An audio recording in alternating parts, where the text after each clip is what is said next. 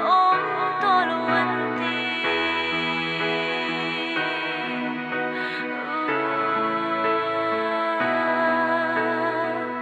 và đến mùa màng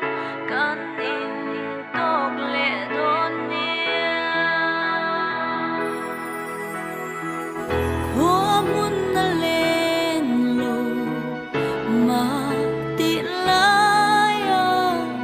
phẩm đai riêng min chân sân tổ thiê mà